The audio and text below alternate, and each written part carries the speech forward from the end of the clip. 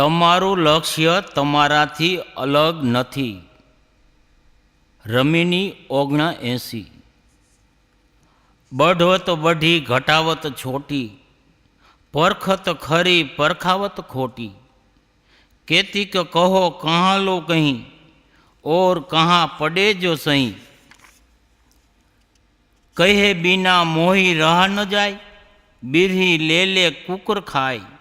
साखी खाते खाते युग गया, बहुरी न चेतू आई. कहीं कबीर पुकारिए के ये जीव अचेत ही जाए. आनो भावार्थ કે ભોગો ભોગવવાથી વાસનાઓ વધતી જાય છે અને તે છોડતા જઈએ તો વાસના ઘટતી જાય છે. આપણી સ્થૂળ બુદ્ધિ જોતા આપણી પોતાની અનેક માન્યતાઓ તથા મનની અનેક કલ્પનાઓ આપને સત્ય લાગે છે કે એમાં કંઈક આપને સુખ લાગે છે. પરંતુ જો કોઈ વિવેક પારખી સંત પાસે પરખાવીએ તો ખોટી સિદ્ધ થાય છે. કેટલું કહું, સમજાવવાની પણ એક હદ હોય છે.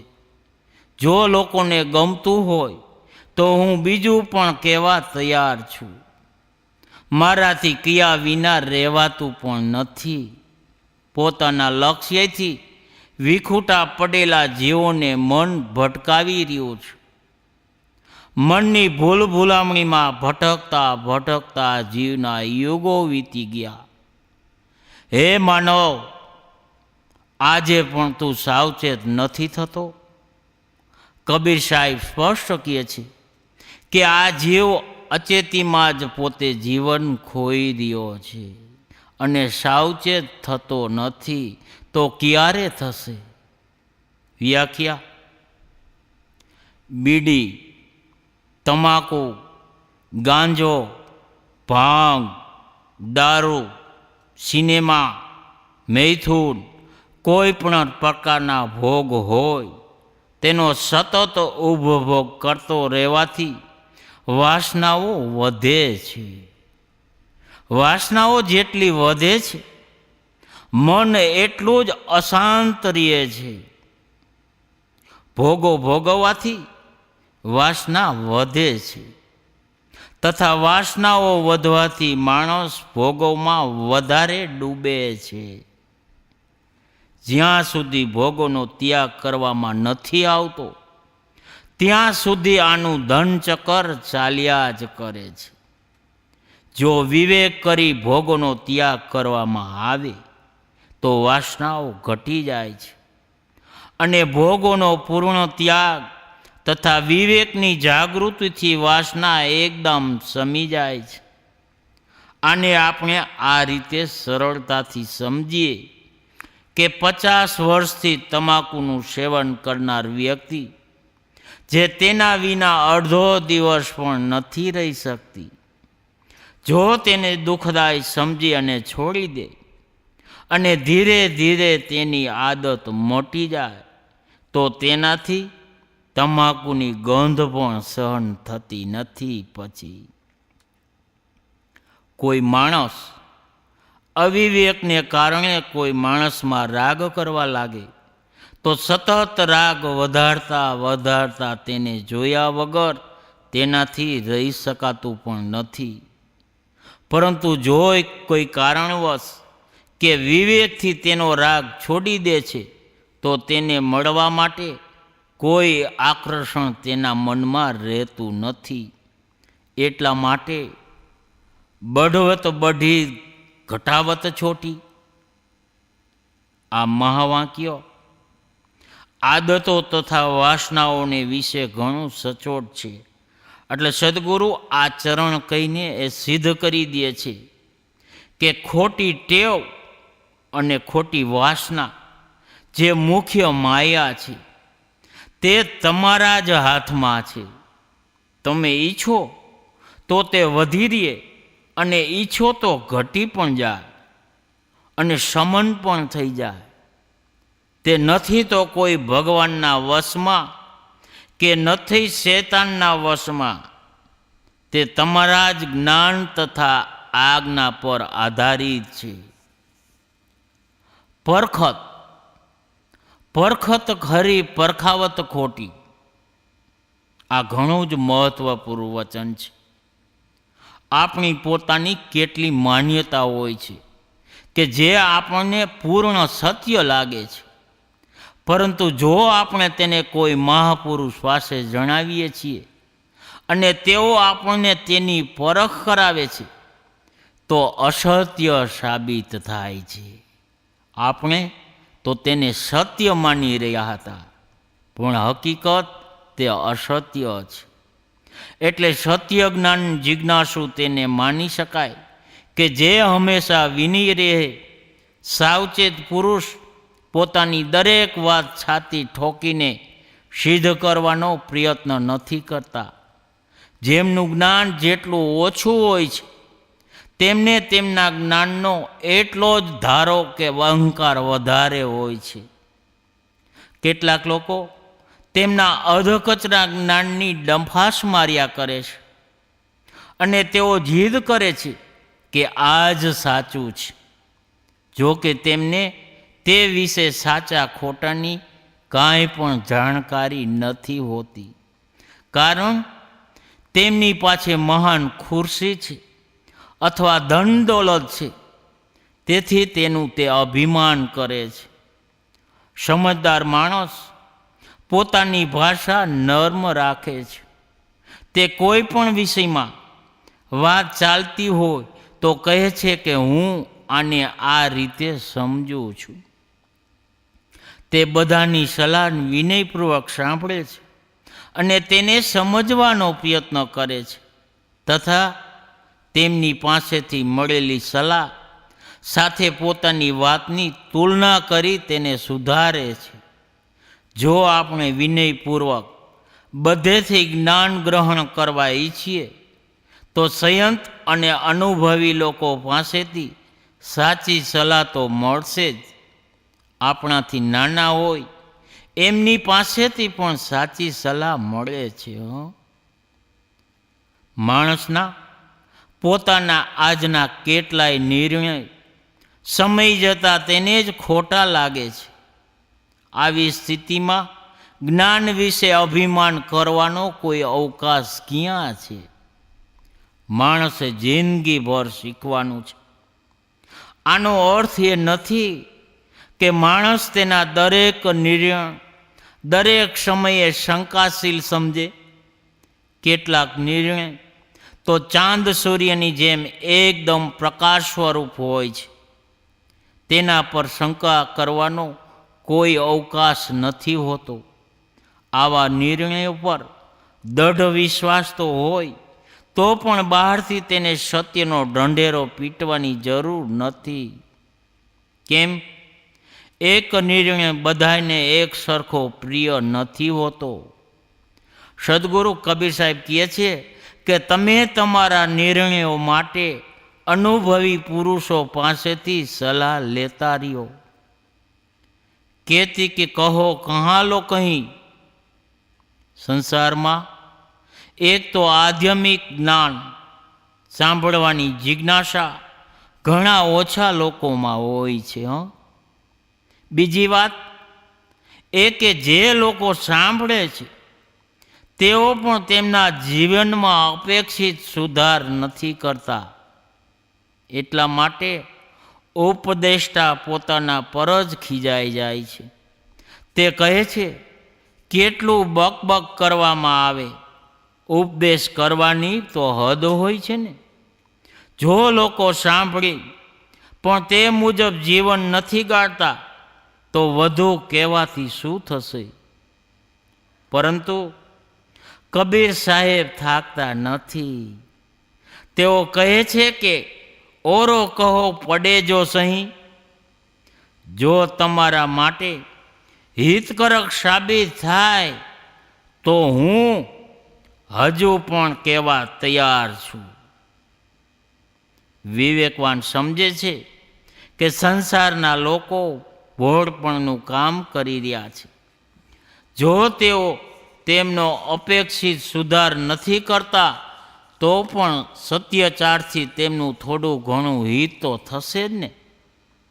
જો માણસ સાંભળવાની શ્રદ્ધા રાખતો હોય તો એટલું ઘણું છે, તેને સંભળાવવું જોઈએ.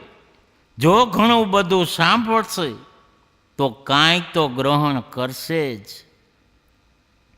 જો કાંઈ જ નહીં કરી શકે તો જ્યાં સુધી તે સારી વાત સાંભળશે ને ત્યાં સુધી તેનું મન સારું રહેશે જ.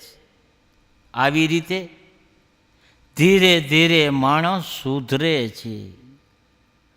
કહા બિના મોહી રહા ન જાય. સદગુરુ કબીર સાહેબ કહે છે કે મારી પોતાની મજબૂરી પણ છે. કોઈનું પણ અહિર થતું જોઈને મારાથી ચૂપ પણ નથી રહેવાતું. હું કહીશ તો જરૂર, ભલે સામેવાળા વ્યક્તિને સાંભળે કે ન સાંભળે, સારું લાગે કે ખરાબ, પણ હું ચૂપ નહીં રહું. હું તો કહીશ જ. તે નહીં સાંભળવા માગે ને તોય હું જતાં જતાં પણ તો એને પોકારીને કહેતો જઈશ. તેથી તો આ કબીર સાહેબ તેમની પૂરી વાણીમાં વારંવાર કહે છે, કહી કબીર પુકારી કે સંસારના કદાચ કોઈ પણ વક્તાએ પોકારી પોકારીને નથી કીધું. લાગે છે કે દુનિયામાં ફક્ત કબીર સાહેબ એકલા જ છે કે જે પોકારી પોકારીને કહે છે આ સંસારના મનુષ્યને. તે તેમને સાચું લાગે, ખરાબ લાગે, છતાંય તે એકલા તેને પોકારી પોકારીને કહે છે. સંસારમાં બીજા વિદ્વાન તથા સંત મોટા ભાગે લખે છે, પરંતુ કબીર સાહેબ તો કહે છે. લખવામાં અને કહેવામાં ઘણો ફેર હોય છે. લખવામાં આવે છે નિર્જીવ કાગળ પર, પરંતુ કહેવામાં આવે છે ચેતન માનવને. એટલા માટે લખવા કરતાં કહેવામાં ભાર વધુ પડે છે. લેખક તો ફક્ત તેમના મનની એક વાત કોરા કાગળ ઉપર લખે છે, પરંતુ કહેનાર સાંભળનારાઓથી પણ પ્રેરિત થઈને કહે છે કે કબીર સાહેબ કહે છે, હું કહીશ જરૂર, ભલે તમે સાંભળો કે ન સાંભળો. મારે કાંઈ લખવાની જરૂર નથી. હું તો તમને સામે મોઢે જ કહી દઈશ. તમે માનો કે ન માનો, વારંવાર કહેવાથી કોઈક વાર તો સાંભળશો જ ને. અને સાંભળેલી કદાચ કાંઈક ગળે ઉતરશે જ વાત. ઉતર્યું ને એ હૃદયમાં ઠસી ગયું તો તમારું કાંઈક ને કાંઈક તો કલ્યાણ થશે. થશે ને થશે થશે. બિરહી લેલે કકુર ખાય. ધારો કે કોઈ વ્યક્તિ વેડમી પૂરણપોળી બનાવી હતી, તેને લઈ જઈને કૂતરો ખાઈ ગયો. અહીં વેડમી તથા સાધારણ કૂતરાની સાથે મતલબ નથી. આ જીવ અવિવેકવશ વિરહી છે. વિરહી તેને કહે છે કે જે તેની પ્રિયાના વિયોગમાં પીડિત થાય, દુઃખી થાય. જીવની ખાસ પ્રિયતમાં શાંતિ તથા મુક્તિ છે. આ એની વાત અહીં કહેવામાં આવે છે, ધ્યાન રાખજો. શાંતિ કે મુક્તિ બે વસ્તુઓ નથી, અને જીવ કરતાં અલગ કોઈ વસ્તુ પણ નથી. પરંતુ આ જીવ અજ્ઞાનવશ સમજે છે કે શાંતિથી હું અલગ થઈ ગયો છું. પરમાત્મા, ભગવાન, બ્રહ્મ કે મોક્ષ મારાથી અલગ છે. આ બધું અજ્ઞાનનું પરિણામ છે. જીવની સ્વરૂપ સ્થિતિ અલગ, શાંતિ, મોક્ષ, પરમાત્મા, બ્રહ્મ વગેરે બધી શબ્દજાળ છે. જીવનું જે પોતાનું છે તે તેનાથી કદી વિખૂટું પડતું જ નથી, વિખૂટું પડી શકતું નથી. જીવ અજ્ઞાનવશ તેના લક્ષ્યને તેનાથી બહાર શોધે છે, ક્યારેક વિષયોમાં, ક્યારેક મનની અવધારણાઓમાં. પરંતુ જો તેને સ્વરૂપ જ્ઞાન પરખાવનાર પારખી સંત મળી જાય અને તેને પરખાવી દે કે જેને તું શોધે છે ને તે તું જ છે ભાઈ, તારે ક્યાંય ભટકવાની જરૂર નથી. તું આખી આ દુનિયાની અંદર જ્યાં ને ત્યાં ભટકે છે, મંદિરમાં ભટક, દરિયામાં ભટક, તળાવમાં ભટક, નદીઓમાં ભટકાવ. અરે ભાઈ, તું ગમે ત્યાં ભટકાવ તારો બંધ કર અને તું તને ઓળખી લે, તારામાં જ સ્થિર થઈ જા, તો તે કૃતાર્થ થઈ જઈશ. પરંતુ જે વિરહી છે, પોતાને માને છે કે હું મોક્ષ કે પરમાત્માથી અલગ થઈ ગયો છું કે અલગ છું, તેને લઈ લઈને કૂતરા ખાય છે. એટલે કે મન જીવનને વારંવાર ભવન ચક્રમાં નાખ્યા કરે છે અને આ ચક્રમાં તેનો એન્ડ આવીને આવતો નથી અને તે ઘૂમ્યા કરે છે. તે મનથી એક મોક્ષધામ બનાવે છે કે એક ભગવાનનું રૂપ એ ઘડે છે અને પછી તેની કલ્પનામાં ડૂબે છે. પોતે જ બનાવે અને પોતે જ તેમાં ડૂબે છે. તે ફક્ત મનનો વ્યાયામ હોવાને કારણે બહારથી કાંઈ મળતું નથી અને જીવ હંમેશા વિયોગજનિત પીડામાં તડપે છે. મોટા મોટા લોકો ભગવાન મેળવવા માટે રડે છે. તેઓ વ્યાકુળ થઈ અને કહે છે કે આજ સુધી મને પરમાત્માના દર્શન ન થયા.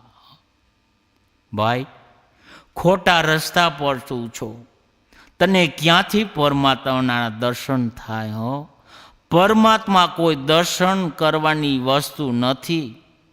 તેઓ કેટલા ભોળા છે.